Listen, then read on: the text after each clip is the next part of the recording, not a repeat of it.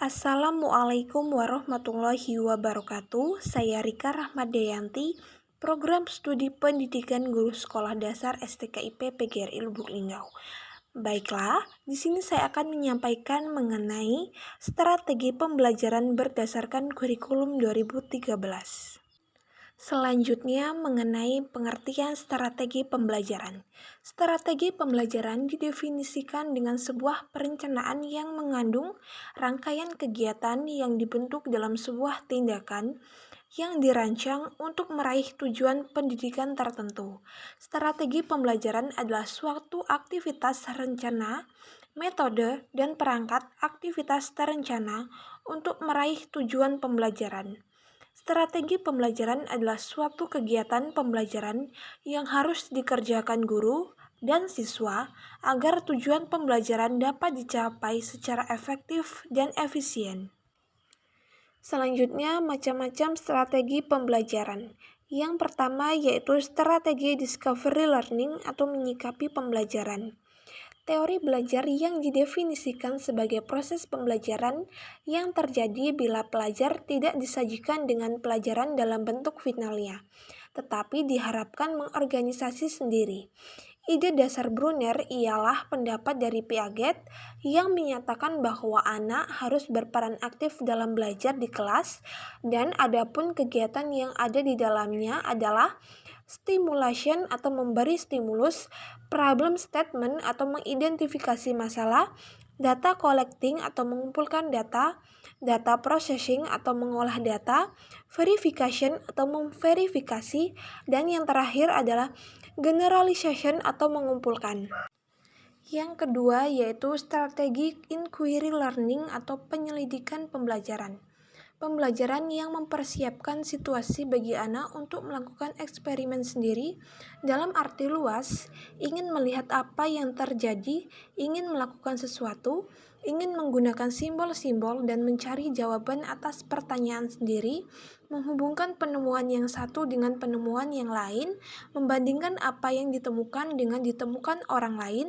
Inquiry learning adalah sebuah teknik mengajar di mana guru melibatkan siswa di dalam proses belajar melalui penggunaan cara bertanya, aktivitas problem solving, dan berpikir kritis. Langkah-langkah dalam pembelajaran inquiry terdiri atas yang pertama yaitu observasi atau mengamati berbagai fenomena alam. Yang kedua, mengajukan pertanyaan tentang fenomena yang dihadapi. Yang ketiga, mengajukan dugaan atau kemungkinan jawaban. Yang keempat, mengumpulkan data terkait dengan dugaan atau pernyataan yang diajukan. Yang kelima, yaitu merumuskan kesimpulan-kesimpulan berdasarkan data yang telah diolah atau dianalisis. Yang ketiga adalah strategi problem-based learning atau pembelajaran berbasis masalah. Problem-based learning adalah strategi mengajar yang menggunakan masalah yang nyata, proses di mana siswa belajar, baik ingatan maupun keterampilan berpikir kritis. Problem-based learning adalah metode mengajar dengan fokus pemecahan masalah yang nyata, kerja kelompok, umpan balik, diskusi, dan laporan akhir. Langkah-langkah pembelajaran sebagai berikut. Yang pertama yaitu mengorientasi peserta didik pada masalah. Yang kedua, mengorganisasikan kegiatan pembelajaran.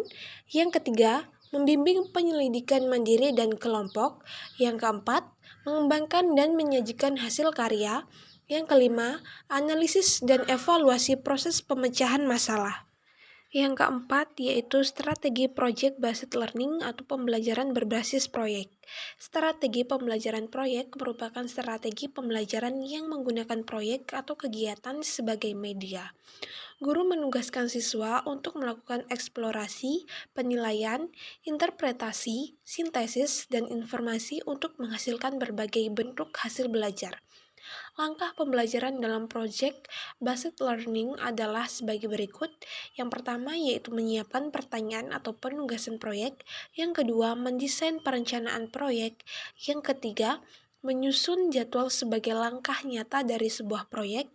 Yang keempat, memonitor kegiatan dan perkembangan proyek. Yang kelima, menguji hasil, dan yang keenam yaitu mengevaluasi kegiatan ataupun pengalaman.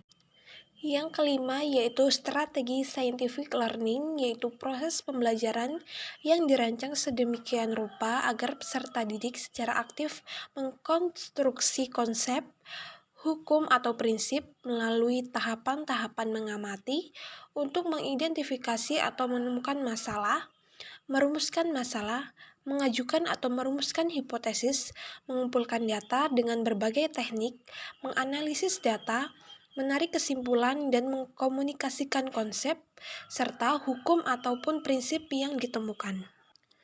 Yang keenam yaitu strategi pembelajaran abad 21, yaitu pembelajaran abad 21 merupakan pembelajaran yang harus mempersiapkan generasi abad 21 dengan kemajuan teknologi informasi dan komunikasi atau TIK ataupun ICT yang berkembang begitu cepat.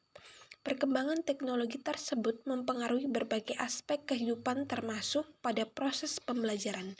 Paradigma pembelajaran abad 21 menekankan kepada kemampuan siswa untuk berpikir kritis, mampu menghubungkan ilmu dengan dunia nyata, menguasai teknologi informasi dan komunikasi, dan berkolaborasi. Pada bagian ini akan dibahas masing-masing kecakapan tersebut sebagai berikut. Yang pertama yaitu kecakapan berpikir kritis dan pemecahan masalah atau critical thinking dan problem solving skill. Yang kedua yaitu kecakapan berkomunikasi, yaitu communication skill.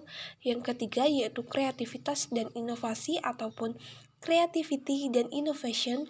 Dan yang keempat yaitu kolaborasi atau collaboration. Baiklah, itulah penyampaian dari saya mengenai strategi pembelajaran kurikulum 2013. Terima kasih. Wassalamualaikum warahmatullahi wabarakatuh.